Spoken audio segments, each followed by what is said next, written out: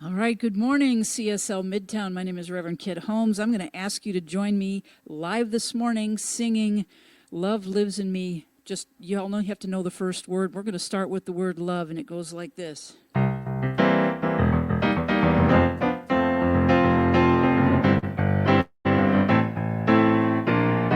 Say love, love lives in me, love moves through me, love expresses as me. Love lives in me, love moves through me, love expresses as me. Let's do love again. Love lives in me, love moves through me, love expresses as me. Love lives in me, love moves through me, love expresses as me. Peace, peace lives in me, peace moves through me, peace expresses as me. Peace lives in me, peace moves through me, peace expresses as me. Joy, joy lives in me, joy moves through me, joy expresses as me. Joy lives in me, joy moves through me, joy expresses as me. Power, power lives in me, power moves through me, power expresses as me. Power lives in me, power moves through me, power expresses as me. Love, love lives in me, love moves through me, love expresses as me. Love lives in me, love moves through me, love expresses as me. As me, as me.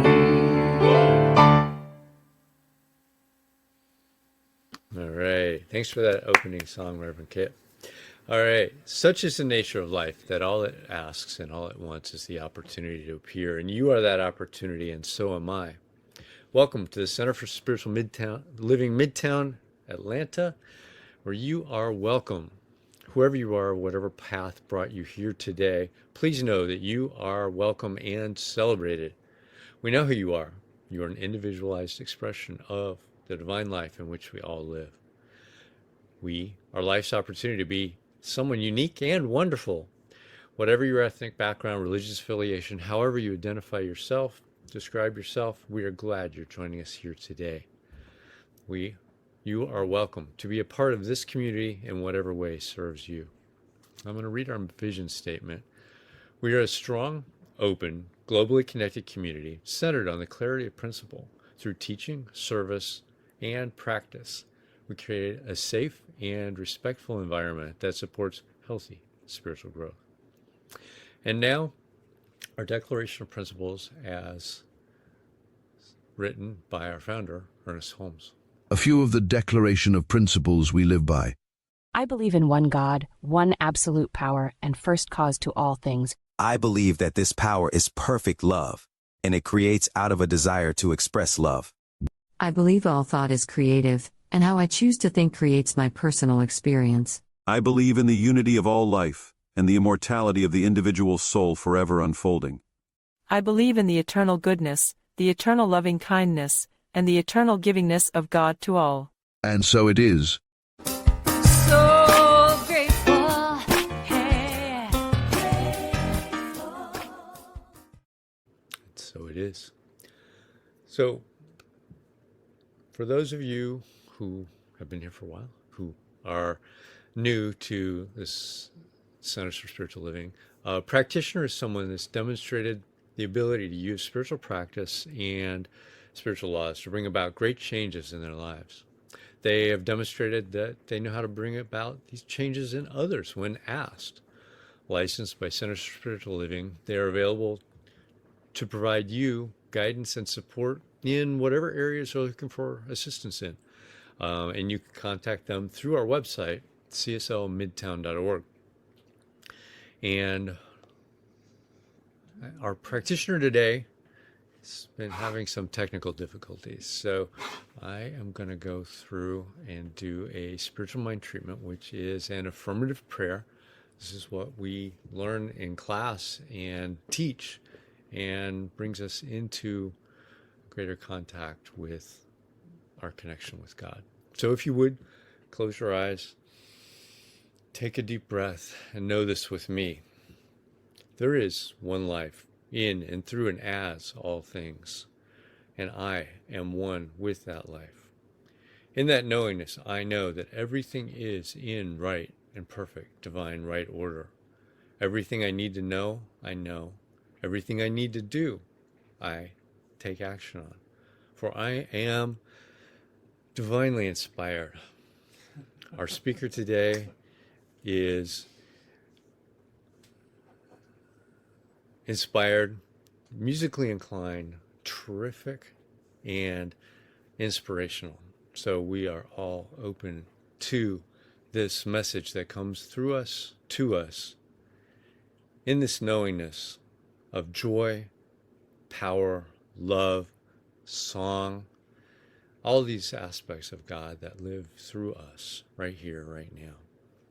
I know that there is a goodness flowing for Centers for Spiritual Living Midtown right here, right now. And I am truly grateful for this knowingness, this beingness. And I let it be so. And so it is. And with that, I'm going to introduce our wonderful speaker this morning.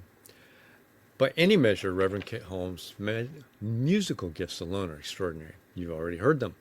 But it's the sheer volume of her additional talents, creativity, and authenticity that explains the adulation she regularly receives from audience, clients, peers, her keynote classes, coaching, and retreats. She's been sharing her gifts in the New Thought spiritual communities since 2004.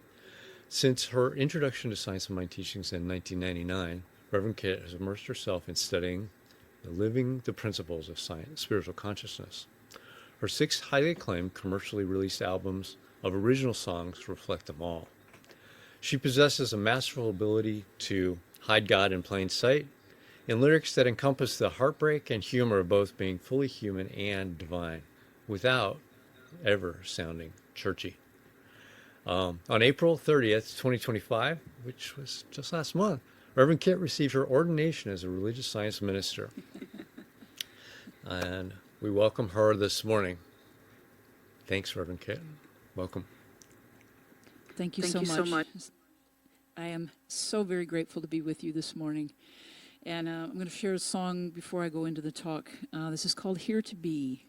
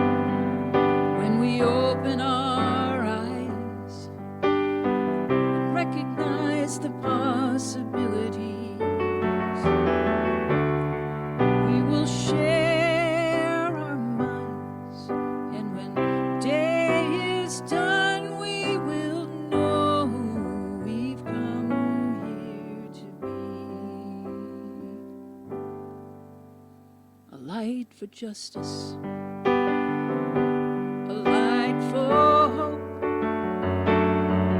and peace like the world has never known, and love, oh love, so we've come here to be.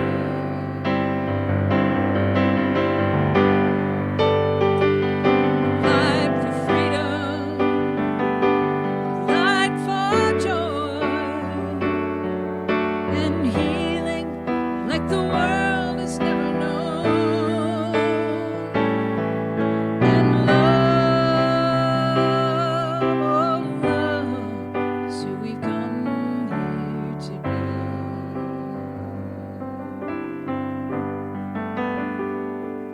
Oh love, so we've come here to be.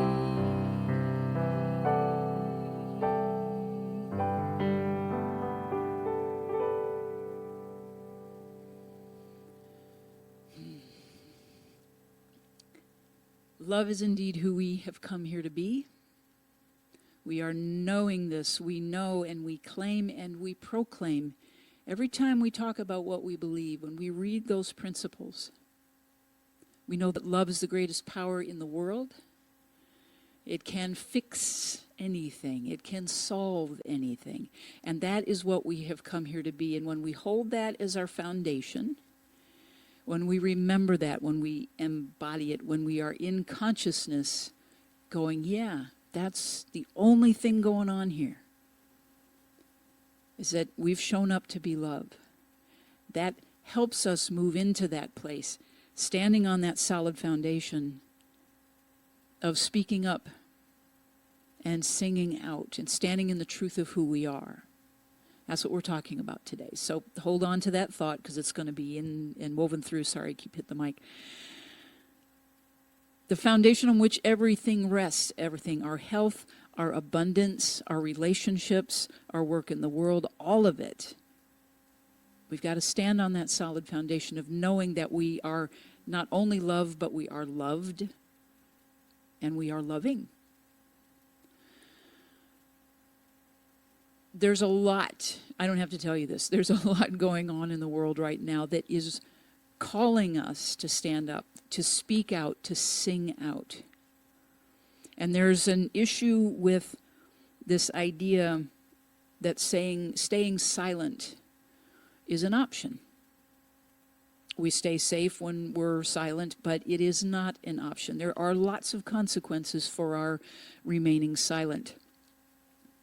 Our silence is, whether we like it or not, is accepted as tacit. Tacit meaning silent. Tacit is a word used in music. It means to rest. It means don't play anything.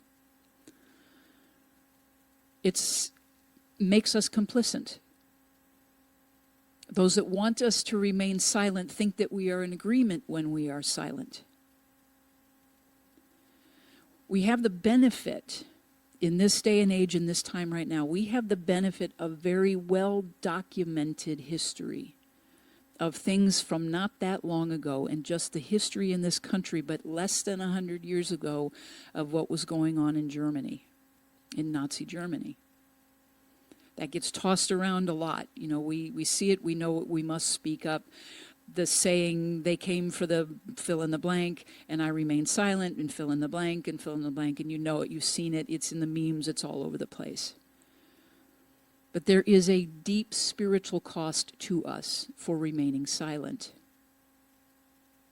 We also have the benefit of knowing what happens when broken, fearful people use their fearful voices, raise their fearful voices to deliberately tap into the collective fear in order to rise to power and control.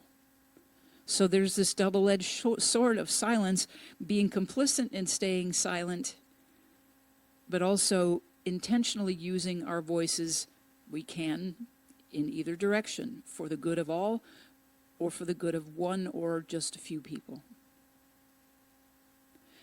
Those being oppressed and those being the oppressors know, well, the oppressors, I will say, know this power. They know this power. They're using this power right now. We just go back through the history of this country. Civil rights, women's rights, the silence equals death vote during the AIDS epidemic in the 80s, when there was 8 years of deafening silence about the pandemic, that pandemic, the AIDS pandemic, the AIDS epidemic, the ACT UP, the Black Lives Matter, the Me Too movement, the recently the Hands Off. We are being called, and there are many of us stepping up to raise our voices and say, this isn't cool. This is not cool. Martin Luther King Jr. said, our lives begin to end the day that we become silent about things that matter. We cannot be complicit and say, I believe in the good for everyone. We can't be complicit in our silence and simply say the words, I believe in the good of all, and in Centers for Spiritual Living, that we envision a world that works for everyone. It's really nice to say all of those things, but we have to act on that. When we live in fear, and it goes along with the silence, we're seeing it day in and day out, where people that are speaking up there's retribution, there is being disappeared, there's being arrested, there's being absolute lawlessness around people exercising the First Amendment right to dissent, to resist. And so it's natural. It is absolutely natural that we are afraid. I'm not going to do this because I don't want to get my door knocked down in the middle of the night and hauled off to somewhere where nobody knows where I'm going to end up. Sure, that can happen. It's a possibility. It's a fear. Yes, it is our deepest fear. And the deepest fear on both sides of this, the oppressors and the oppressed, is the lack of control. You think about that. It's couched in, it's about greed, it's about power, it's about this kind of thing. It's all of that. But when you think about it, the core underneath all of it is fear of loss of control. We can say that we're afraid of dying. But what I have come to learn in my life is it's not the fear of dying, and you've heard this before as well. It's the fear of living full out, living fully into who we are, because it makes us vulnerable. We don't fear death, we fear suffering and pain. I'll say that again. We don't fear the actual act of dying, because sometimes the option feels like, yeah, it would be a whole lot better to just be at peace and not have to deal with any of this stuff anymore. And I say that as a cancer survivor. And if you've ever been through chemo, if you've ever been through radiation, if you've been through any kind of serious medical treatment and pain, and sometimes many of you probably and know people or yourselves have chronic pain, that there are those moments where it's just like, let's just be done, to get out of the pain, to get out of psychic pain, to get out of emotional pain. It's like, just stop, right? And so we numb and we find all these other ways, not about dying. That seems like a good idea, but it's not, to take it into our own hands. But the fact is, we are all going to die at some point, right? So it is about the suffering. It is about the pain. And it is, underneath all of that, a sense of not having control. And we know in our egoic minds that control, that sense of control, is false. There is very little that we have control over, except our thoughts, our reactions and our responses to those thoughts, and our actions. Those are the only things, and we are only responsible for ours. As much as we like to think we can control others, you know very well that doesn't really work. It's not really good for relationships. So it's living with the idea that, yes, we have this very basic human fear of pain and suffering, and staying silent about it is also adding to it in the individual self. And what I mean by that is, we have been conditioned in society to say, oh, I shouldn't talk about being scared. I shouldn't talk about being angry. I shouldn't talk about being in pain. There is something about naming and claiming that allows it to move through us, right? So when we don't speak up to it, when we say, oh, I'm going to be nice, I'm not going to rock the boat, I don't want to make somebody else upset, we are shutting ourselves down. We are not standing in that divine, beautiful, unique, individualized expression of God that we are. And so that is another consequence of staying silent. What we do to ourselves by not asking for what we want, not asking for what we need, not having healthy boundaries. It makes us vulnerable to stay, if we're not used to doing it, to stand up and say, this is what I want, this is what's right. This is what I know in my soul to be right, not just for me, but for everyone. We kill ourselves, we kill that soul, we kill or we diminish significantly that individualized expression of God that is trying its best to move through us and as us, to speak and be in the world.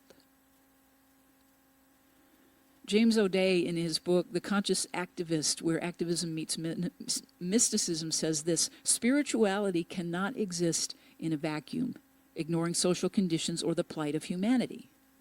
And activism cannot hope to transform the social order in the absence of mature spiritual development.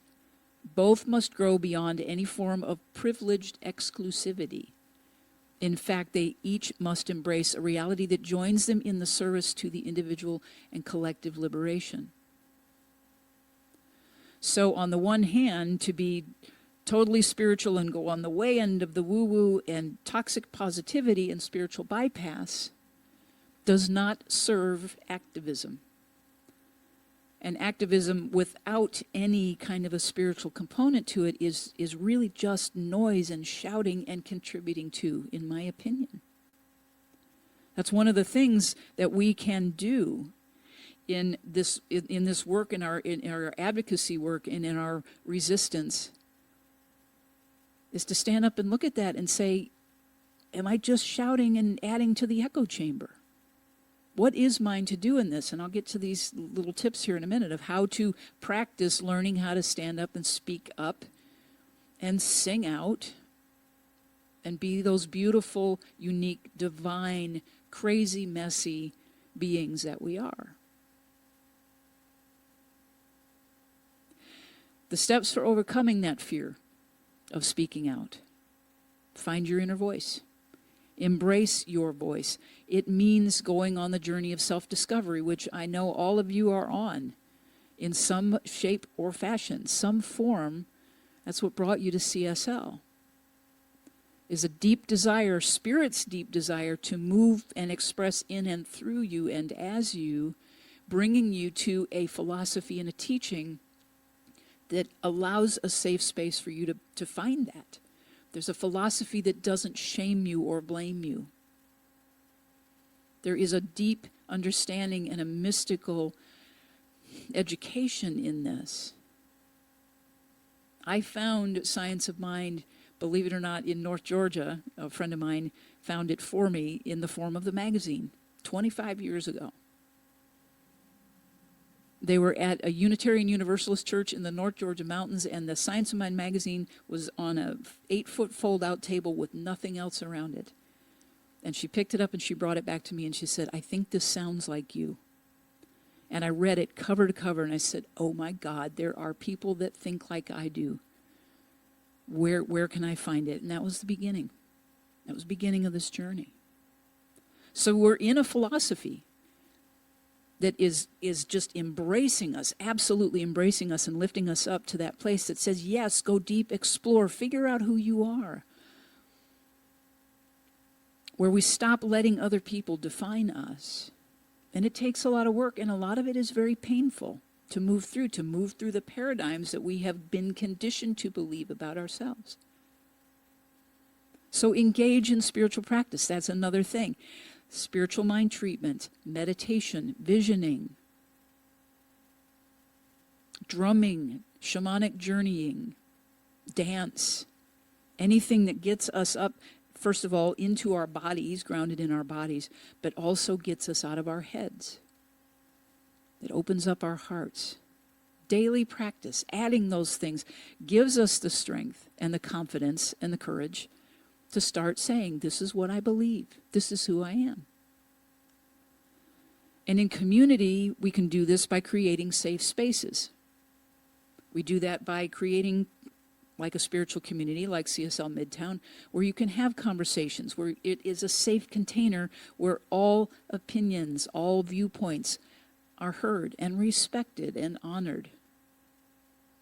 And that there doesn't have to be agreement. There shouldn't be agreement all the time. We are on the planet 8 billion unique individualized expressions of the one. We're not going to agree. But to be respectful of that and say, I could maybe learn something from someone else's perspective. That's the safe kind of environment that we create. We do it in our individual relationships. We do it in community. When we do that, we can move into those places where we advocate. We become an ally for change, not just for ourselves, but for our communities, but for people that we don't even know, but we see their humanity, we see the suffering, we see the pain, we see the injustice. And that's where, when we are practicing daily, standing on that foundation of knowing that love is in action everywhere. Love is everywhere present, and our job is to see it. When we stand on that, then we can stand up even more confidently, more firmly, and say, I'm here to be love. I'm here to remind you that you are love and loved. And I respect that, and I honor that. There's one little side note that I added in this about when we start doing advocacy, or when we do anything, whether it's in our jobs or in our relationships. There is a difference between being passionate and being pushy. And I think you know what I mean by that. It is that passionate place where we become, my way is right. And you must join me. You must march with me. You must, when we start doing that shoulding thing on other people. We can absolutely be passionate about our purpose. And unless we are respectful of other people's purposes and their perspectives and the way that they show up in the world, we are just adding to the noise and the chaos. One other note that I want to make about this: social media. Check your information when you are advocating for someone, when you are demonstrating that you're an ally, when you are doing things to support a cause or see things that are right. Check your information. I checked with things that have been attributed to the new Pope and attributed to a lot of other things, and you know it. Check the sources. It only takes a little bit of time to go look. And when I say this, I bring this thing about the new Pope, is that the liberal, generous, all these, people are saying, oh, he said this about conservatives. He did not. The quote about him saying that woke is gospel, he did not say that. Because the same thing is happening on the conservative side. They are claiming that he is a registered Republican and he's this and he's this and he's that. And it's like, none of it is verifiable. So check your sources. Don't add to the noise and chaos by pushing an agenda that you agree with or that I agree with. Check it. Check yourself. That's the most important thing. When you know who you are and what is yours to do, and asking that question daily, what is mine to do? And then listen for the answer, then take action. Again, it goes back to that place of, we can sit all day long and envision and imagine a world that works for everyone, but if we're just only in our thoughts, we're missing a part of the equation. That's not how spiritual mind treatment works. It's not how affirmative prayer works. We can sit on our meditation cushion all day long imagining peace, but if we are not actively doing what is ours to do to contribute to it, if we are not taking that step, when we get that guidance that says, stand up, speak up, sing out, we are in spiritual bypass. We are living in that place of fear that says, I am vulnerable, I'm going to get hurt, there's going to be pain, there's going to be suffering.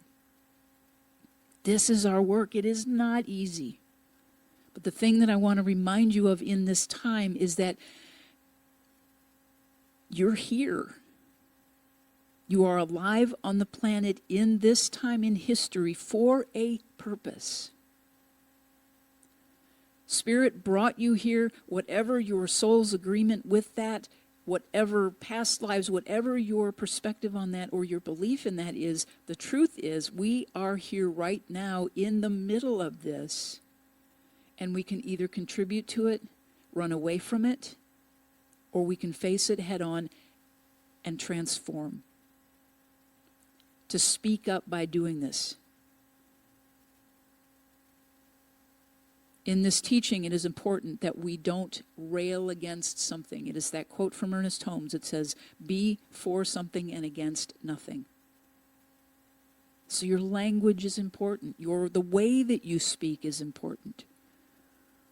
If you ever find yourself using the word hate, please, please, please, please find another way to reframe that. Because when we attach, you know this, when we attach to that energy, we are not transforming it, we are just making it bigger. Ground yourself daily. Physically ground yourself, energetically ground yourself in prayer.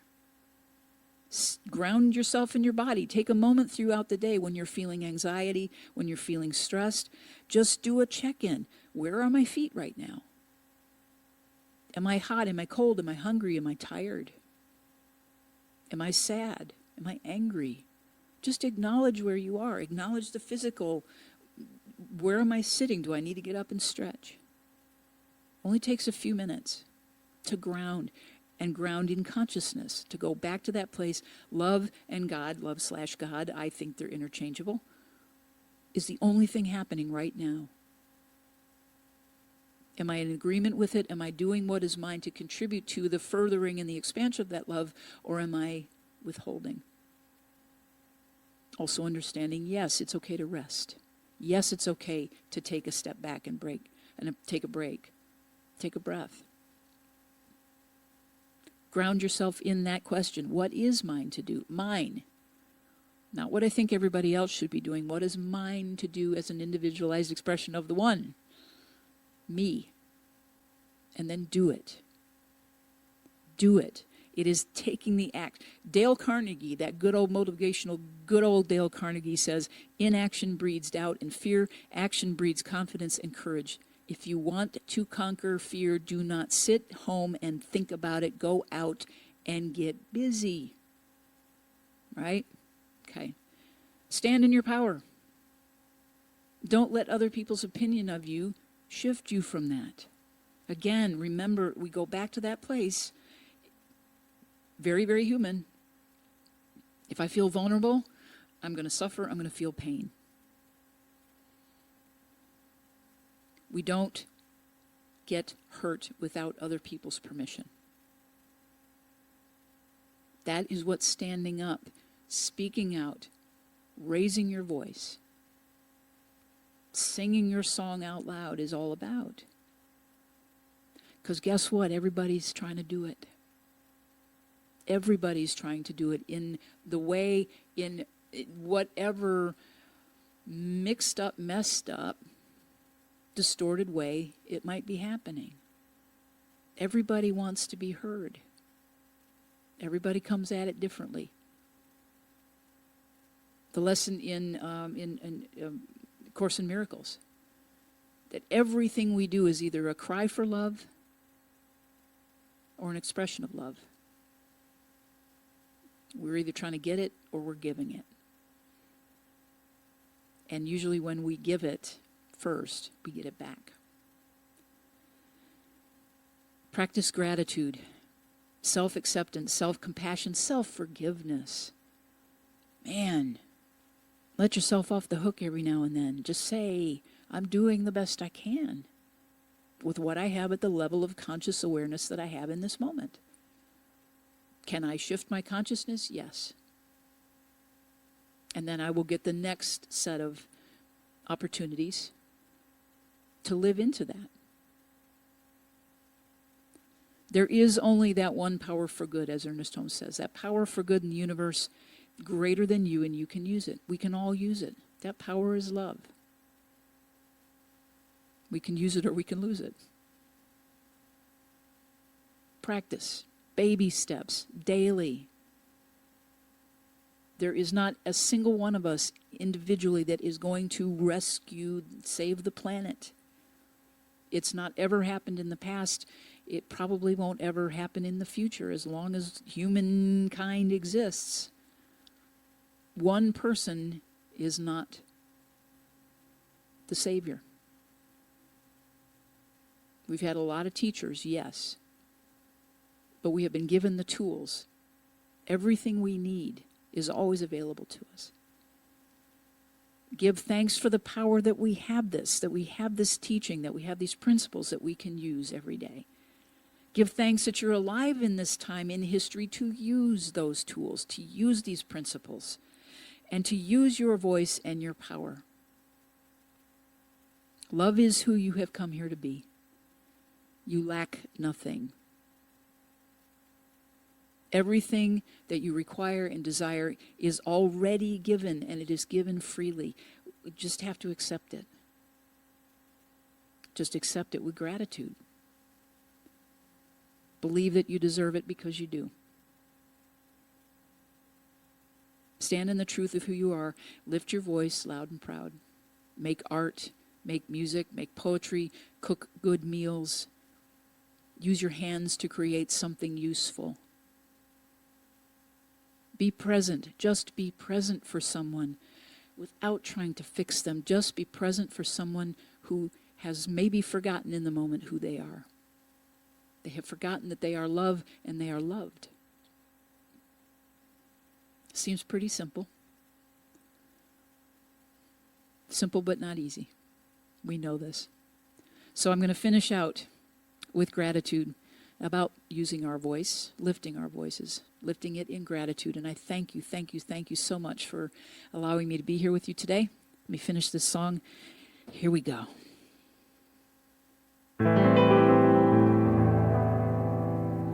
When I feel like I'm going without,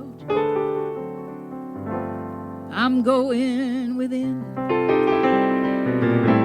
When I feel like I can't go on, I know it's time to begin.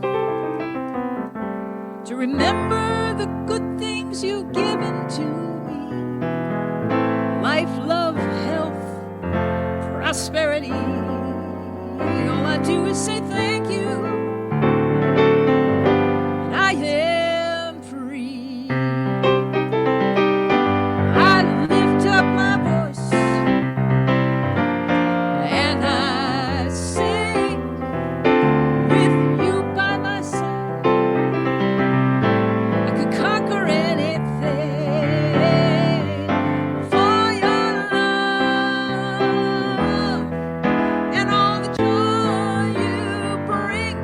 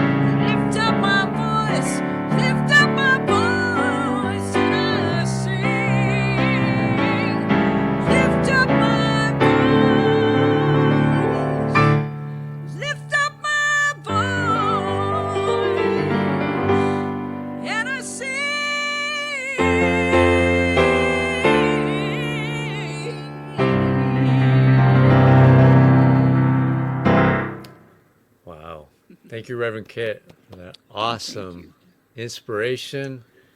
And we'll see you over on Zoom Yep, in yep. just See you a there. little bit. Okay. All right. Hey, everybody. So awesome talk. I'm going to read our new minister covenant. You can read this with me. You can download this from cslmidtown.org. There's a link to download it. So I'm going to read this and you can read it with me. There is only one life. This life is good. This life is God. This life is my life now. And knowing that I am one with this life that is God, I therefore know that I am one with all of its blessed expressions, which includes the presence of a new minister for my beloved spiritual community. Because I know that the highest purpose of my new minister is to express spirit, I therefore know that my new minister is a revelation of spirit as principle.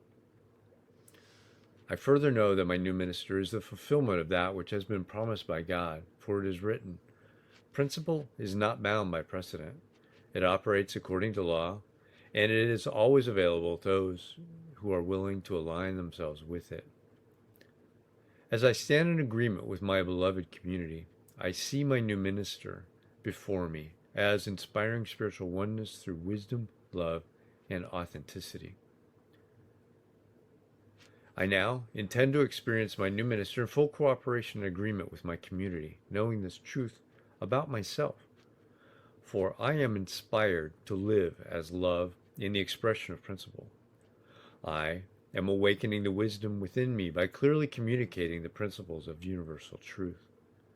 I am a conduit of divine love, wisdom, and healing energy, recognizing the inherent wholeness within all beings. I am offering teachings, classes, and mystical studies grounded in spiritual principles to cultivate inner wisdom, personal transformation, and empowered living.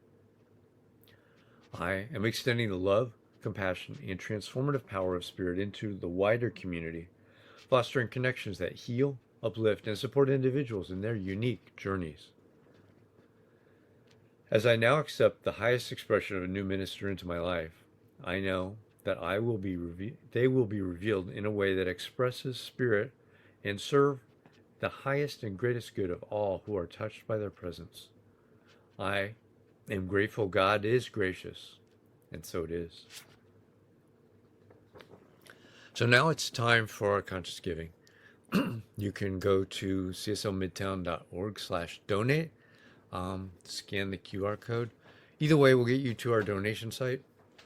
You can donate a one-time gift or an ongoing contribution. And we need that to actually help with bringing that new minister to us. And say with me our affirmation of prosperity. I live in a universe of abundance. As I freely and joyfully give, I join in the divine flow, and all that I share with life returns to me multiplied abundantly. And so it is. Next week, we get some announcements. Is the first Sunday of the month, June 1st. Excuse me. And we're in person and online. We got Reverend Dr. Bob Dean coming to speak to us at the Garden Hills Community Center.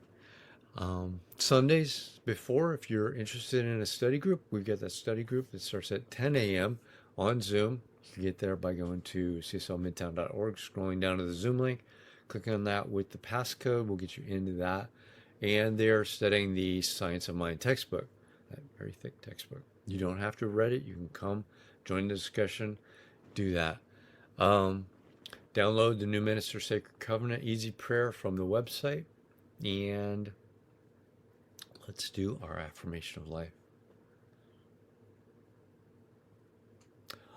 I leave this place now knowing something better than I knew before.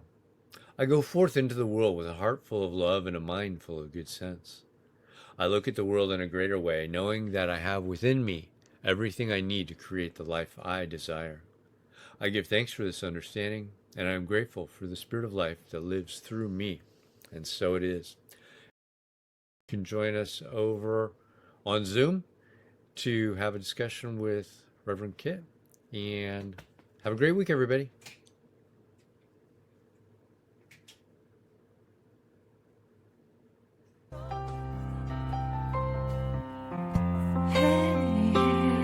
I'm so grateful.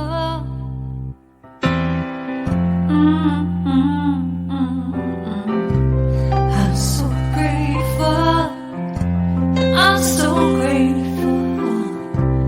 I'm so grateful for all that I have. I'm so grateful. I'm so grateful. I'm so grateful for all that I have. Hey, oh yeah, grateful. I just say I am so grateful every day for all I have. Every day, I'm so grateful. I'm so grateful. I'm so grateful for all I have. Every day I say it. Grateful. How I'm grateful. Every day. Oh yeah. I am so grateful. Oh yeah. I'm so grateful. 'Cause I accept and I receive. I am so grateful. Oh yes, I am. I am. I am so grateful. Hey, grateful. I'll just count my blessings. Grateful. I just count my blessings. There is a power for good in the universe greater than you are, and you can